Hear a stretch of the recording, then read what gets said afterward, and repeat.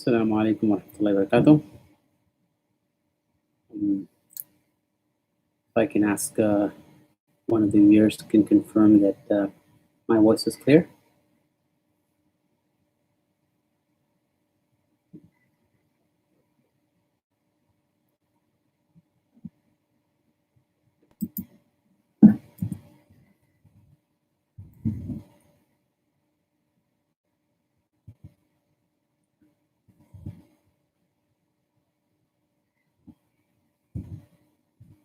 Jazakumullah. All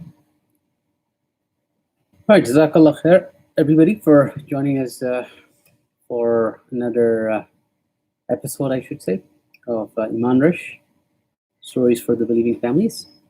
Jazakallah khair again for joining us. So inshallah today we will have a few more stories that we will talk about. And if you remember, alhamdulillah, in the past few days we covered a few stories with a few important lessons. The first story was the story of Ibrahim alayhi salam, and Jazakallah khair. First story was the story of Ibrahim alayhi salam and when he was thrown into the fire. The story of Musa alayhi salam and Fir'aun. And then we talked about the story of Ikramah bin Abi Jahl radiyallahu anhu, how he initially fought against the Prophet ﷺ, and then after he became Muslim, fought for the sake of Islam, and how he repented by doing exactly the same good doing good deeds instead of the bad deeds that he was doing. And then yesterday we talked about before that we talked about the story of Musa alayhi salam and Qidr, the story from the Quran in Kahf. And so those were the stories we covered so far.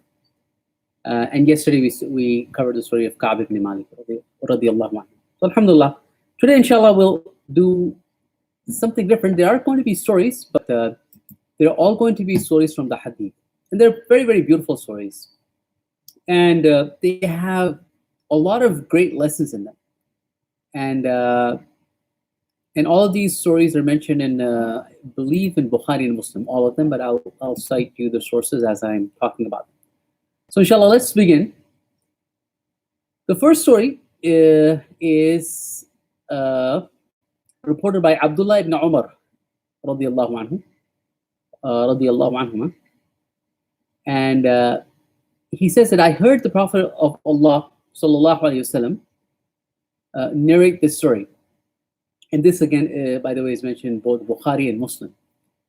So 3 men from amongst the people of those who were before you. So Prophet didn't specifically specify which ummah it was. It could have been the ummah of Bani Israel or some time ago before us, right? So 3 men, they started walking until they reached a cave at night. And at that time, they wanted to have some rest. And the cave obviously is a safer place where you can go, be protected from the rain and the elements. So they entered the cave and they were resting. And as they were doing that, a huge rock from above them rolled down, and it pretty much fell smack in front of the opening of the cave. So it pretty much closed the mouth of the cave, and they were stuck. There was no way that they could get out of there. Now they perhaps tried to push it out themselves, all 3 of them tried to push it out together, but to no avail, right? So this was a heavy rock, and they were completely stuck within that cave.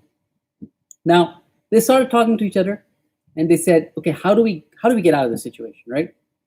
So then this is where they said, okay, we now know that there's absolutely no way we can get out of here, and we tried pushing it ourselves, and it's not happening. And there's nobody who knows that we're behind this cave. And even if there was somebody here, maybe they may not be able to help us. And number one, we don't even know if they'll be able to hear us. So at this point, they basically had no option. So they all decided between themselves that only Allah subhanahu wa ta'ala is going to be able to remove this. Right? We're in a predicament right now, and we cannot get out of it. Let us call to Allah subhanahu wa ta'ala sincerely. And hope that Allah subhanahu wa ta'ala will get us out of the situation. Now, they basically come up with a plan where they say, let us each tell something about ourselves to Allah subhanahu wa ta'ala that we did only for his sake. Meaning one good deed that they did in their life, and they did it solely for the sake of Allah, not to show anybody, not to derive any benefit, not to get any money, not to get any fame, but they did it sincerely for the sake of Allah. And they said, let's give a wasila of that. Let's give a reference, or let's put that in front of Allah subhanahu wa ta'ala. And the hope is that Allah will accept our prayer.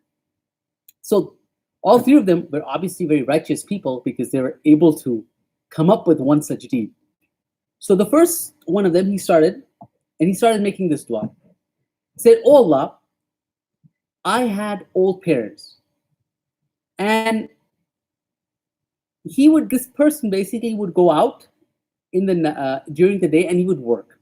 He had some animals, perhaps. I believe he had sheep. So he would go out and he would milk those sheep, and he would work in his farm.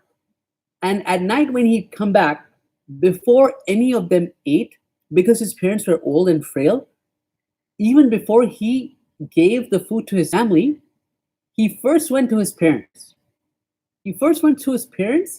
And then he gave them the milk to drink. And once after the parents were done and they were full, then he would go to his family and he would feed his children and his wife. And then he would eat himself. So this was basically his daily habit, right? And the reason why he did that is because he wanted to honor his parents. His parents are old. And he definitely, as Allah subhanahu wa ta'ala commands us to honor our parents, he would do that. So one day, as he returned home, he was delayed. So he basically came home late from work, right?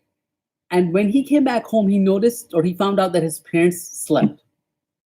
Now, as was his habit, he first milked the sheep for his parents, and he wanted to give it to them as usual. But he also didn't want to wake them up. So they've already slept, and he didn't want to wake them up either.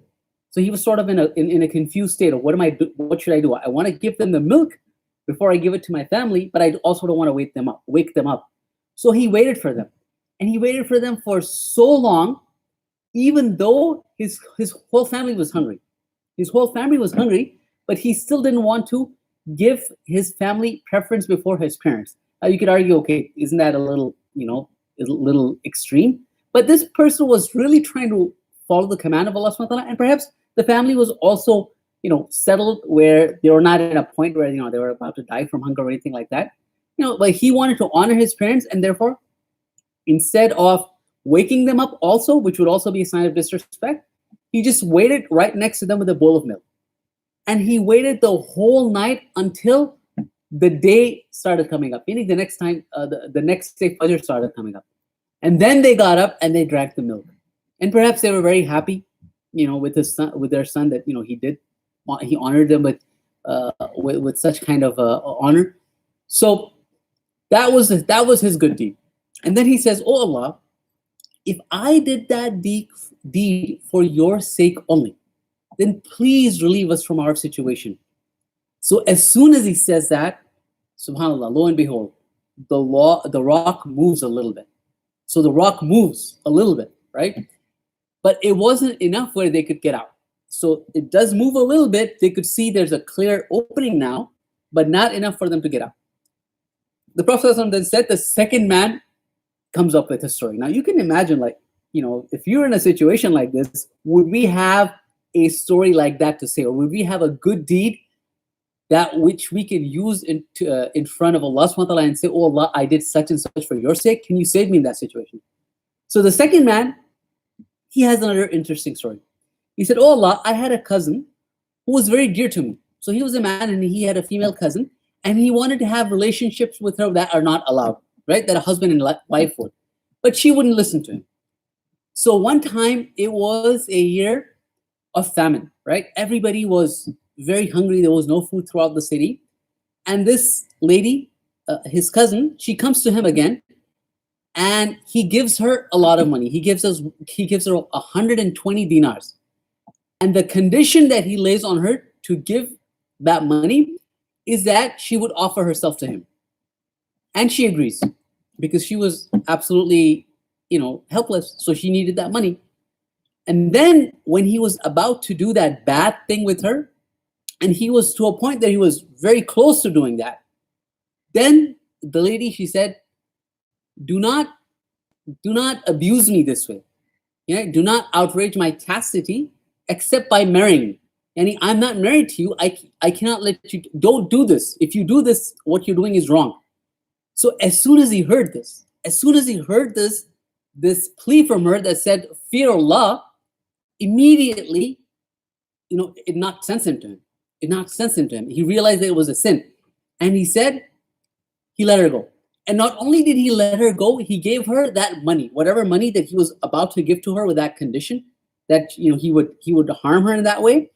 He didn't. Not only did he not harm her, he let her go and he gave her that money. So the only thing that prevented him from committing that sin was when the lady said, fear Allah, it truly struck him in his heart. And he realized that Allah is watching. I can't do this. I can't harm someone in this way. And he let her go. So he didn't necessarily do a good deed in one sense, at least that part of it, but he refrained from a sin that he was about to do for the fear of Allah, just for the fear of Allah. And then he did the good deed of giving her the money. Then he said, oh Allah, if I did that for your sake only, then please relieve us from this calamity. Please help us out.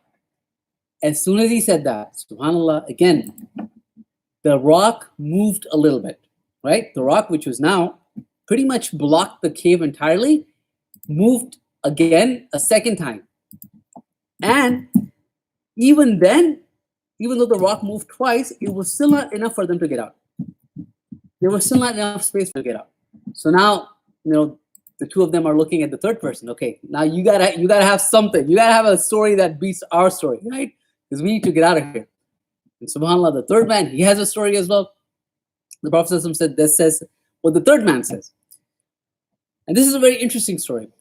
The third man, he says, oh Allah, there was a time that I employed a few laborers and I paid them with wages, except for one man who didn't take his wage. So basically, he had a couple of people come work at his house or his farm or wherever he was working.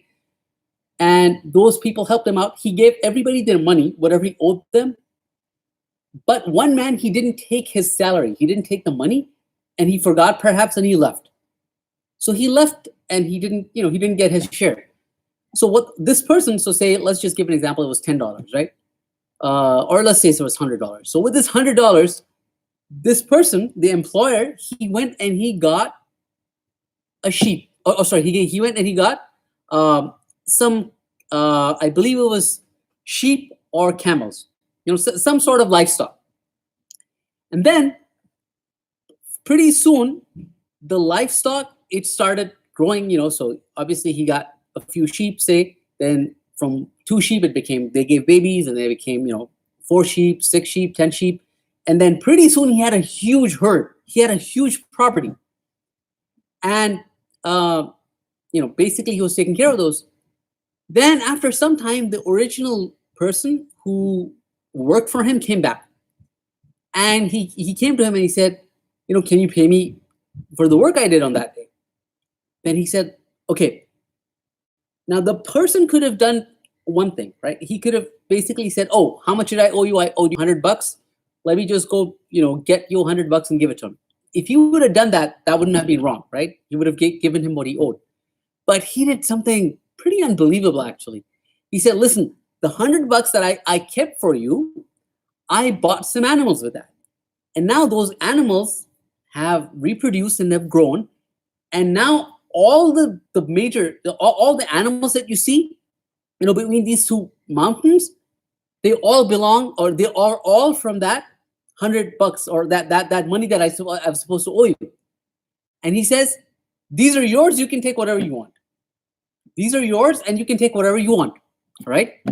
And that person, again, he could have taken maybe a few sheep, because now, remember that the initial work that he did, the value of the livestock is way more, right? So like we were giving the example of $100, the value of the sheep and the camels or whatever animals they were, that probably is like 10,000, right? So it's like way more than what the guy really worked for.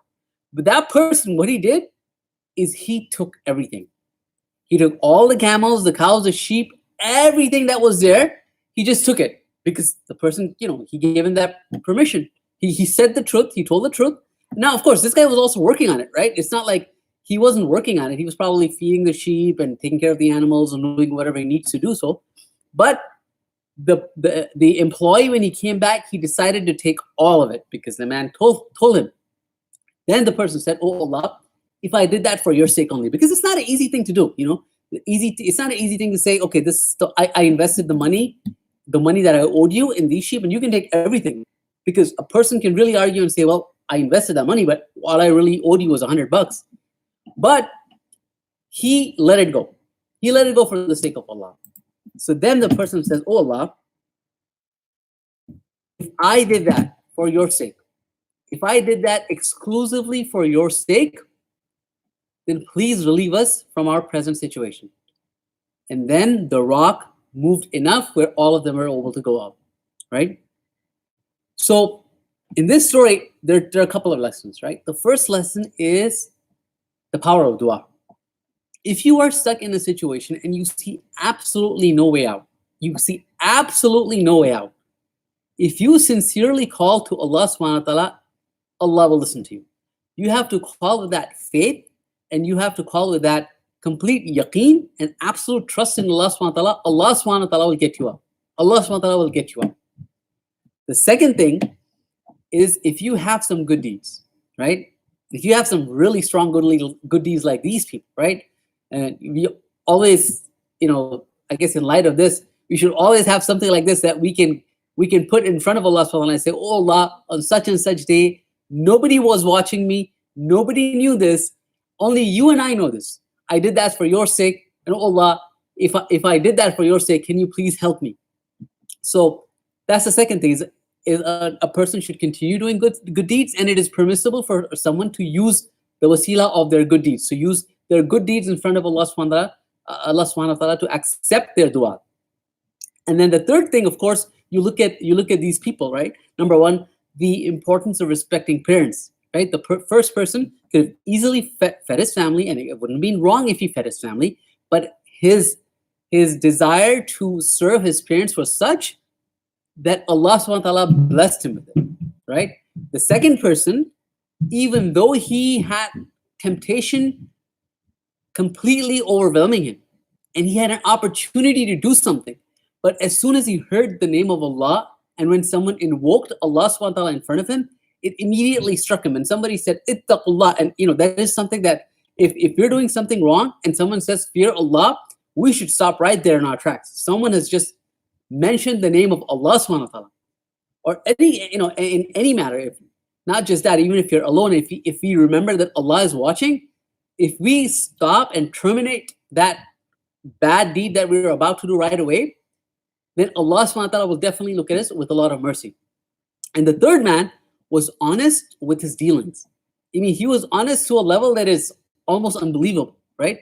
He went on to give the entire wealth that he worked on when a man came, just to be on the safe side, that he didn't want to do any khiyana, any basically some sort of a trickery, or what you can say, he wanted to be absolutely fair with his dealings.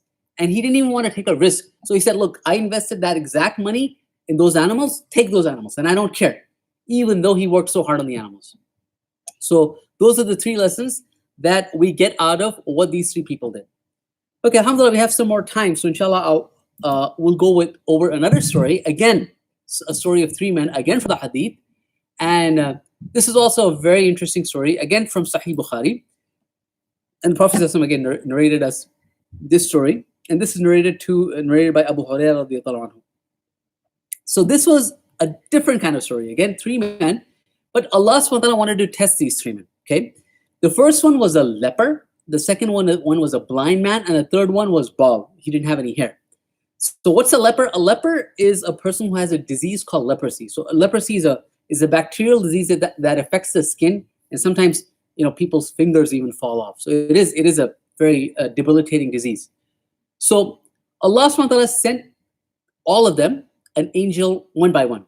So the first one, to the leper, he sent an angel, and then the angel asked the leper, what is the thing that you like the most?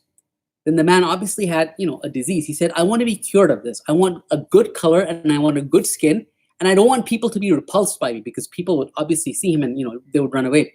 So the angel touched him and he was cured, and his illness was cured, and he was given beautiful skin. And the angel then asked him, what kind of property do you like? He replied, camels.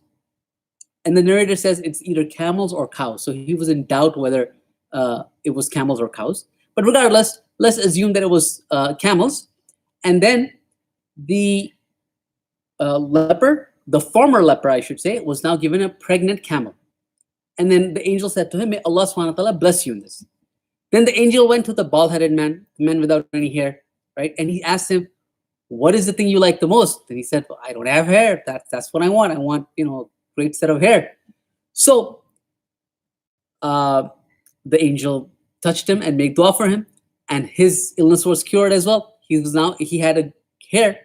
And then the angel asked him, what kind of property would you like? He said, I want cows. I like cows. Then the angel gave him a pregnant cow and said the same thing. May Allah subhanahu wa ta'ala bless you in this. And then the angel went to the third man who was blind. And he asked the blind man, what is the thing that you like the most? Then obviously the blind man is going to say, I wish that my eyesight be restored. I wish that Allah would give me my eyes back so that I may see people and, not have a difficult life. So the angel touched his eyes, and Allah subhanahu wa ta'ala gave him back his eyesight. And the angel then asked him, what kind of property do you like? And he said, I like sheep. So the angel gave him a pregnant sheep and then left. Now, soon after, all these animals were pregnant, so they gave birth to their young ones. And all of these people basically got rich because, those animals, those camels then gave birth to more camels, which gave birth to more camels. And soon, all three of them had a herd of, the first guy had a herd of camels between a valley. The second guy had a herd of cows filling another valley. And the third guy had a flock of sheep that were filling an entire valley.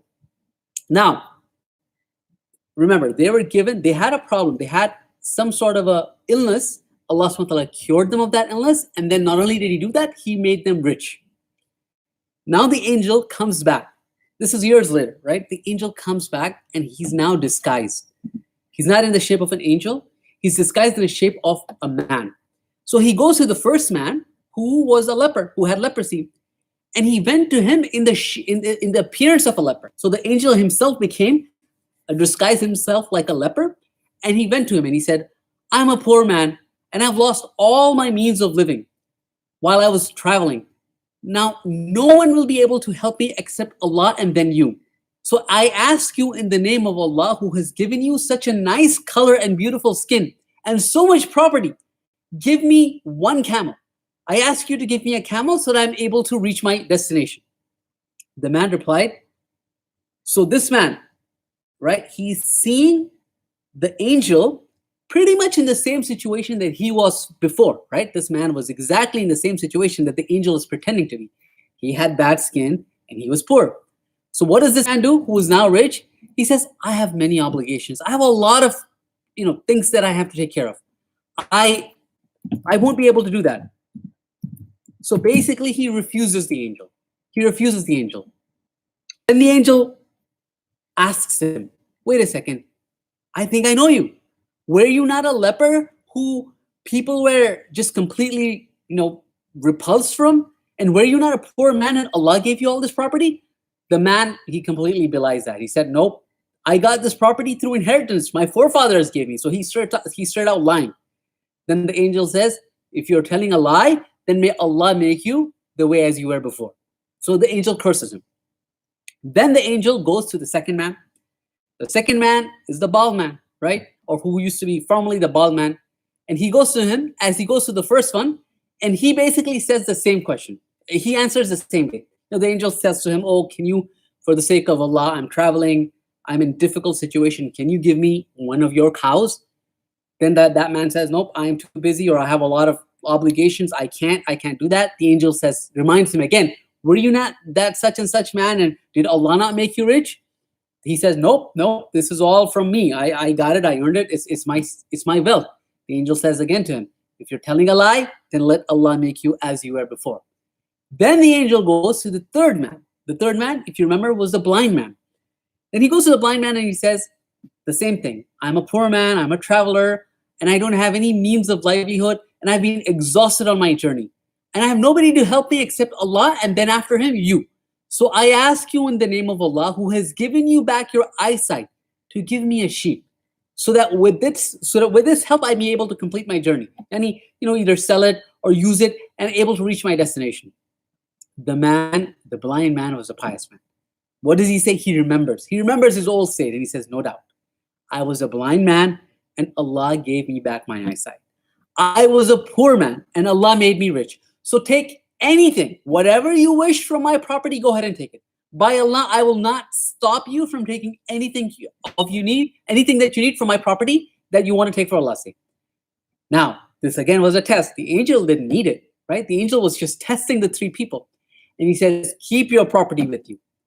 Keep your property with you. And the angel tells him, Allah has tested all of you, and Allah is pleased with you, and he's angry with your two companions. So this is again a very powerful story, right? A very powerful story. Now, we have to recognize that anything that we have, anything and everything that we have, whether it's good looks, right? Whether it's good hair, whether it's property, whether it's money, whether it's toys, whether it's a car, whatever it is, the reality is we have been given that. We didn't really necessarily, Allah gave us the means to be able to afford that. And we have to understand that Allah subhanahu wa ta'ala, he's the one who gives, and he's the one who can take as well. He can take everything back as well. So if you're ever confronted with a situation, especially when a person who truly needs our help comes to us and he asks something for us, invoking the name of Allah, we should never refuse him, right? Definitely we should try to help him.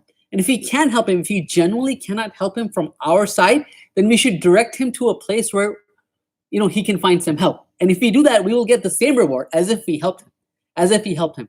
The biggest arrogance is if a person considers himself self-sufficient. He thinks, okay, I go to work and I earn my money, and therefore this is my money. I earned it, because Allah subhanahu wa ta'ala can take all of that in 1 second. Again, since we started maybe a few minutes late, I can share with you a personal story. And then there's another story that, it's a short story. I think we can cover both of these. It'll take 5 extra minutes. So I know I'm going a little above time. But the story that I want to say is about my senior, right? So he was a class ahead of me, very brilliant, and he was a very righteous person. The point that I'm trying to make over here is how in one moment a person's life can change, right? So we went to medical school together. Now this person was so smart that he went to engineering school, and I think he did 2 years of engineering, and he decided, you know what, I want to be a doctor. So then he came back and he took whatever classes he needed to take to be a physician, and he finished that in 1 year. That's how smart he was. Then he joined medical school, and he was a class ahead of me. And he was extremely intelligent, and he was a very pious person as well. He was a very pious person. And I remember that I would see him in my medical school. We would go. He would help me out with books and stuff like that as to during exams. So what happened with him is he passed medical school. Then the place where I went to medical school, they do an internship, right? They had to do a year's worth of internship, but he's a trainee doctor, and he finished all of his internship, and he had to write his exams in order to basically get into residency, right? That's where he was at. And one morning he went out to go get some bread, right? Just a regular day, he went out to go get some bread, and then he collapsed, and then he fainted, right? He fainted. Now, remind you, like I said, this person was extremely intelligent, and people looked up to him. He was a very good student. People looked up to him. And then that morning he fainted. And then, people took him to the hospital, And what they found out that he ended up having a ruptured aneurysm. So basically, there was a blood vessel in his brain that completely ruptured. And alhamdulillah, they were able to save his life. They cracked open the skull, took all the blood out, and alhamdulillah, they fixed him, right? But interestingly, when he got better, he remembered everything. He remembered everything, but there was just one thing he was not able to do. He was able to, because after a brain surgery, it's always scary. You don't know if a person can see again, or if a person can have hearing problems, or if a person can walk. So alhamdulillah, everything was intact. The only thing that he couldn't remember was how to read and write. The only thing. That was the only thing. Yet everything else, it was fine. So everything that he studied for the past 25 years, in one moment, it was out. It was taken away. It was taken away. Again, he was a very, very righteous person, because I remember I went to him, and alhamdulillah, he was still very thankful. He said, alhamdulillah, ala kulli hal. But I remember that he didn't remember even what's called as, he'd say, he asked me, what rotation are you on?